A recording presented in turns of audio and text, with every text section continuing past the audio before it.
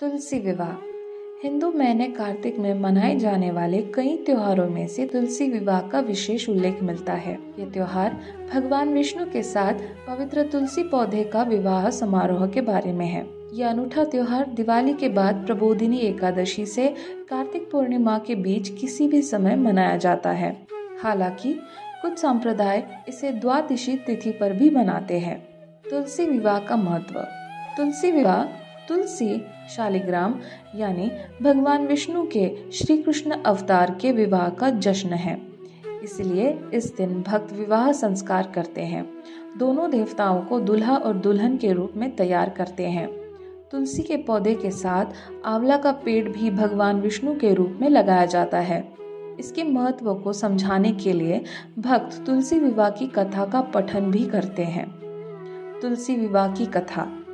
तुलसी विवाह से जुड़ी एक पौराणिक कथा है जो बताती है कि ये त्योहार क्यों महत्वपूर्ण है। अपने पिछले जन्म के दौरान तुलसी वृंदा नामक एक महिला थी जिसका विवाह जलंधर नामक राक्षस से हुआ था, जो कि भगवान विष्णु का एक बड़ा भक्त भी था। लेकिन वो इतना लालची और प्रतिशोधी हो गया था कि उसने युद्ध छेड़ दिया और देवलोक में हंगामा खड़ा कर दिया। यहाँ तक कि भगवान शिव ने भी सोचा कि जलंधर को कैसे खत्म किया जा सकता है। एक बार वृंदा ने अपने पति से वादा किया कि वो उसकी जीत के लिए प्रार्थना करेगी जब तक कि वो घर वापस नहीं आ जाता। हालांकि वो देवताओं की योजना से बेखबर थे।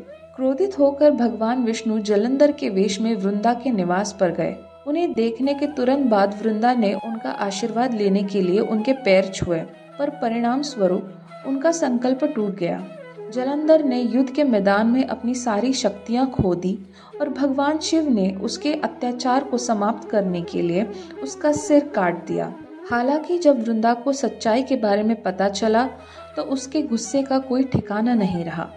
उसने भगवान विष्णु को ये कहकर श्राप दिया कि वे एक पत्थर में बदल जाएंगे और अपनी पत्नी से भी अलग हो जाएंगे।